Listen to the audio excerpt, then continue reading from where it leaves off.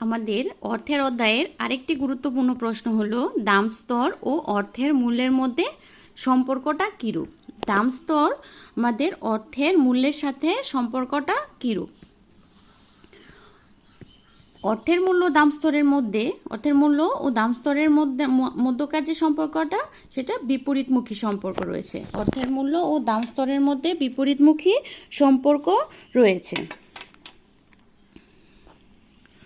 দ্রব্য সামগ্রীর মূল্য বা দাম স্তর বৃদ্ধি পেলে মুদ্রার মূল্যটা কি হয়? হ্রাস পায়। দ্রব্য সামগ্রীর মূল্য, কোনো জিনিসের দ্রব্য সামগ্রীর মূল্য বা দাম স্তর বৃদ্ধি পেলে কি হয়? মুদ্রার মূল্যটা হ্রাস পায়। দ্রব্যের মূল্য বৃদ্ধি পেলে মুদ্রার মূল্য হ্রাস পায়। আবার দ্রব্য সামগ্রীর মূল্য বা দাম স্তর হ্রাস পেলে মুদ্রার মূল্য বৃদ্ধি পায়। আবার একইভাবে বিপরীতমুখী প্রক্রিয়া হচ্ছে এটা। দ্রব্য সামগ্রীর দাম স্তর যখন হ্রাস পায় তখন মুদ্রার মূল্যটা বৃদ্ধি পায়। আবার দ্রব্য সামগ্রী ও জিনিসপত্রের মূল্যস্তর যদি হ্রাস পায় মুদ্রার মূল্যটা বৃদ্ধি পায়। আবার জিনিসপত্রের বৃদ্ধি পেলে মুদ্রার মূল্যটা হ্রাস পায়। এই যে সম্পর্কটা নিচে সূত্রের সাহায্যে ব্যাখ্যা করা হলো।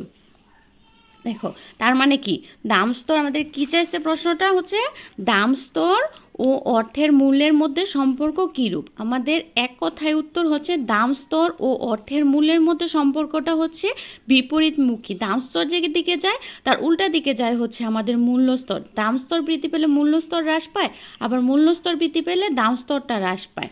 অর্থের মূল্য দাম স্তরের মধ্যেই বিপরীতমুখী সম্পর্ক রয়েছে।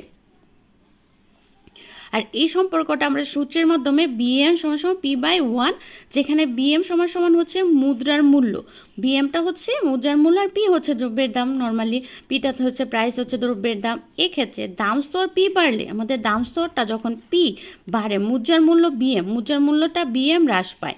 দাম স্তর বৃদ্ধি পেলে মুদ্রার মূল্য হ্রাস পায় এবং দাম স্তর পি কমলে আবার মুদ্রার মূল্য বিএমটা বৃদ্ধি পায়। এটাই হচ্ছে আমাদের কি অর্থের মূল্য ও দাম স্তরের মধ্যে সম্পর্ক। অর্থের মূল্য ও দাম স্তরের মধ্যে এই বিপরীতমুখী একটি সম্পর্ক বিরাজ করে থাকে।